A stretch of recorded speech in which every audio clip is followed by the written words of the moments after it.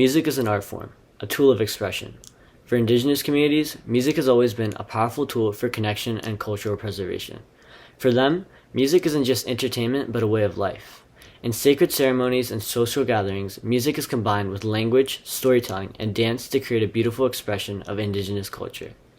But as Western culture continues to gain more and more influence in Indigenous communities, many fear that traditional Indigenous music and the cultural identity it carries are being lost.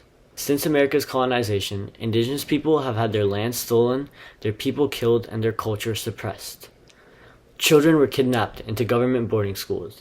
Indians were ridiculed for their Indian names, stripped of their tribal dress, denied their customs, and punished for speaking their native tongues. Lincoln 21. However, a spark would soon help revive Indigenous culture during the Progressive Era. As mentioned in AMSCO, from the 1890s to 1920s, the United States was in the Progressive Era, a time of cultural reform and revival, and this included Indigenous culture. In this time period, many of the first intertribal powwows were held. As stated by Hurrell, the word powwow derived from the Algonquian word pow-wow, which either meant medicine men or a gathering of medicine men for healing ceremonies. The word powwow has now evolved to be a broad term labeling most intertribal Indigenous celebrations.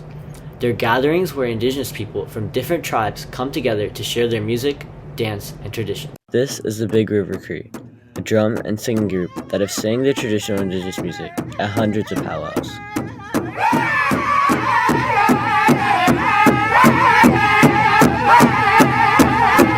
My brother Travis came up with the melody, the rhythm of it. Okay. It's a sidestep. That's what we call Sidestep. It's Sasuke semoke wawike semoke heya hiya wawu che kapina ni kamustamata.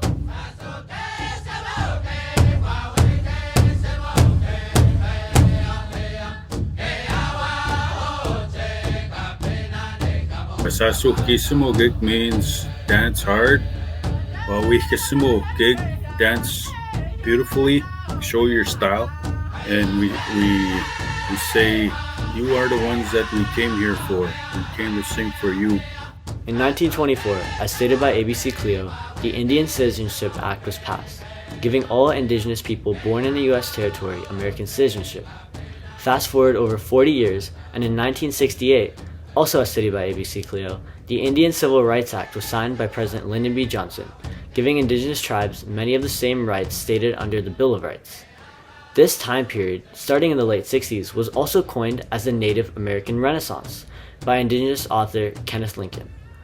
As Indigenous people were gaining more rights, they were also getting higher levels of education and integrating themselves into Western society, and this led to a huge burst of Indigenous literature and music, written mostly in English. However, some saw this integration of Indigenous peoples into American society through a different perspective. Rather than a renaissance, they believed that Indigenous culture and language was being erased. The literature written by Indigenous peoples was almost wholly in English, and similarly, so was the music.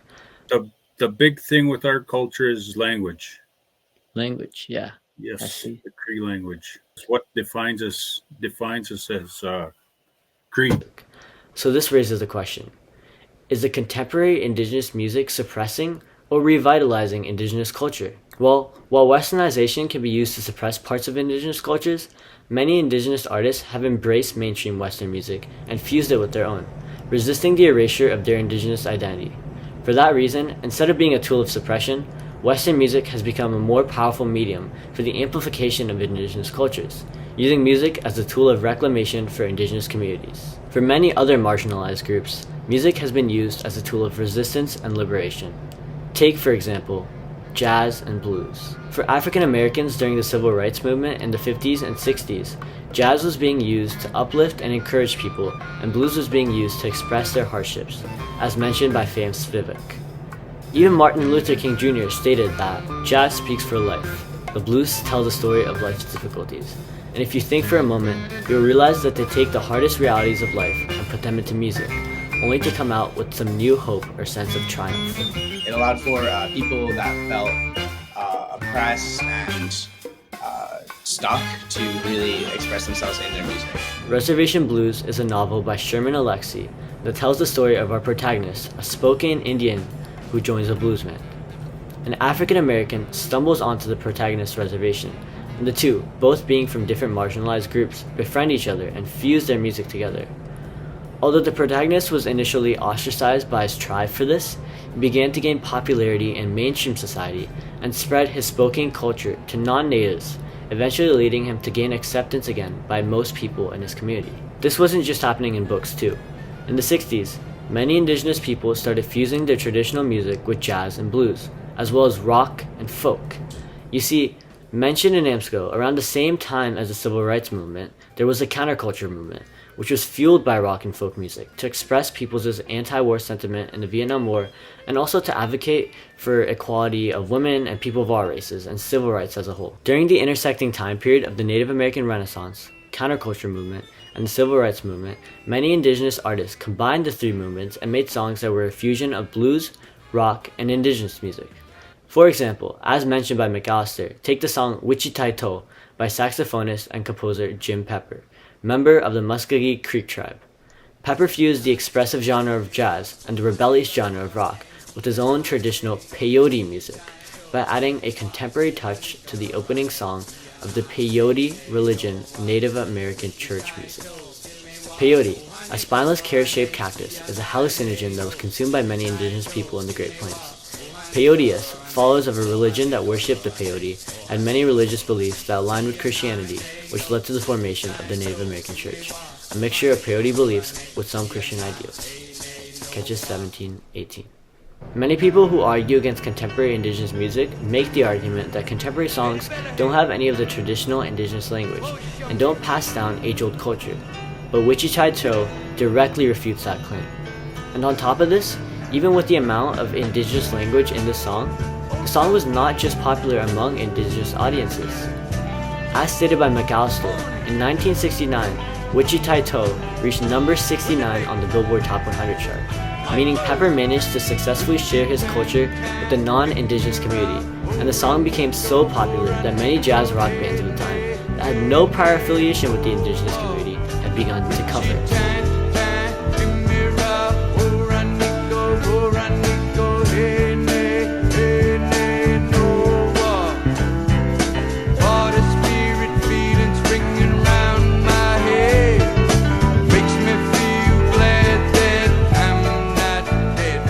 This facet of contemporary music, the fact that it can gain so much popularity even among non-indigenous audiences, is what makes it such a powerful tool for indigenous people to reclaim their culture and identity in the modern United States.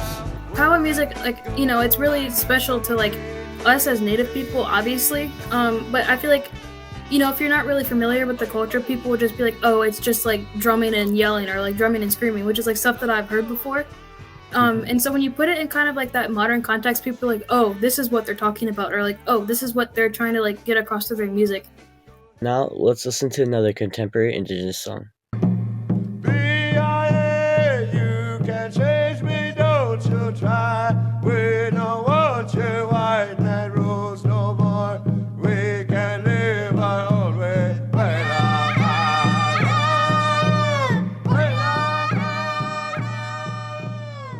As mentioned by McAllister, BIA by Floyd Red Crow Westerman, a protest song made in 1969, addresses the corruption of the Bureau of Indian Affairs, which forced indigenous people to assimilate with white American culture, erasing their cultural identity.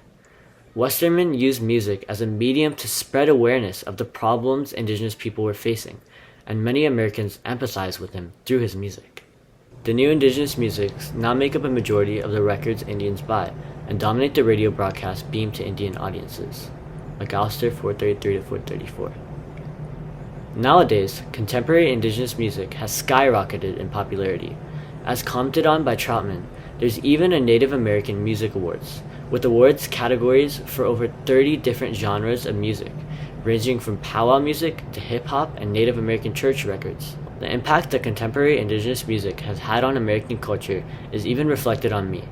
Before doing any research on this project, I had heard about an indigenous hip-hop duo, The Hallucination, and actually listened to some of their music. They made the song R.E.D., which had a feature from one of my favorite music artists, Yassine Bey, and currently has over 14 million streams on Spotify. Living thing with you and living kings. I mean it, I mean. For this reason, contemporary Indigenous music has had a much larger impact on me and is even more appealing for me to listen to than traditional Indigenous music, as the songs are in genres of music that I listen to very often. This also shows the large impact that contemporary Indigenous music has on mainstream culture in comparison to traditional Indigenous music, since the contemporary music is very accessible on music streaming platforms and social media. Yeah, it's definitely a lot more accessible as well too, I think, because like a lot of traditional music isn't put on Spotify or like whatever your streaming service is. So now that we've listened to traditional Indigenous music, as well as contemporary Indigenous music, what is our main takeaway? All in all, traditional Indigenous music is important in its own sense, as it helps keep alive stories, rituals, and culture from older generations. But it does not have as strong of an ability to fight the threat of the fading Indigenous cultures in comparison to contemporary Indigenous music, which has the ability to express Indigenous culture and protest Indigenous issues, while also having the widespread influence to truly impact and bring awareness to non-Indigenous people. The fusion of contemporary and Indigenous music is not only preserving Indigenous culture, but also amplifying it, paving an avenue for reclamation in Indigenous communities. If after watching this video you would like to listen to some more contemporary Indigenous music, I've linked the Spotify playlist in the description of this video for you to listen to. And of course, thank you for watching. You should heed the hour.